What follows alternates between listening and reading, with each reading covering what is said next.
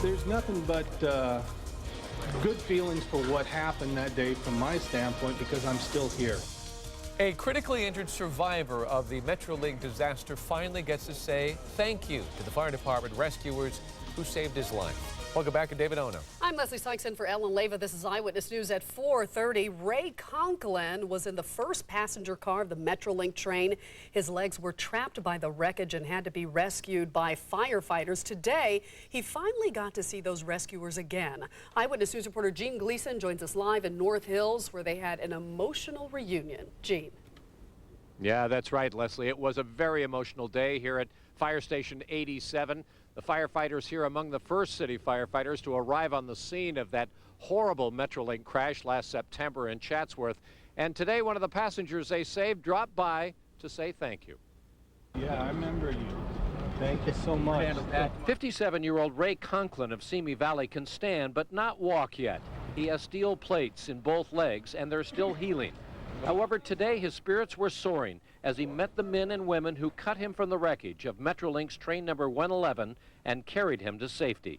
I was scared, and they spent much time because of the destruction was something you couldn't even imagine. And for these guys, it wasn't just getting me out. They had to work through the rest of it. And that was something that no one could even imagine what that was like. Among those who greeted Conklin was firefighter Vic Villa, who stayed with him for over an hour while his colleagues cut away the wreckage. He was pretty emotional. He thought the train was on fire and there was a lot of smoke, and he thought he was going to die, you know. And I looked at him and I just kind of smiled. I said, "Bro, we're the fire department." You know, and he kind of looked at me and I said, you're good. Conklin brought a box of sweets, a thank you card, and photos of his family. Reminders that what they did allowed him to live, and for that he's forever grateful.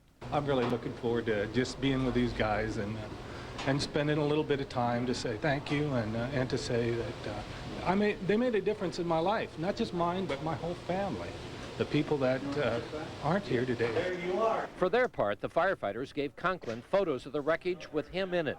He was riding in the first car where 24 people died. The first responders found him shoved through a hole in the roof, pinned by the legs with fire burning all around him. This was a nice, it helps all the members here to deal with it, and it's kind of a closure for everybody here. So he hasn't been here, you've had no contact with him until now, and he comes in to say thank you. We haven't seen him since we carried him off to the helicopter and he flew away and we moved on. The best news of all is that I have my legs. The doctors at UCLA did a wonderful job.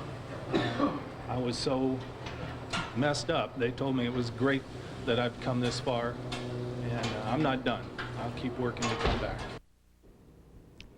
The men and women of Station 87 treated Ray Conklin to lunch this afternoon. He ate hamburgers.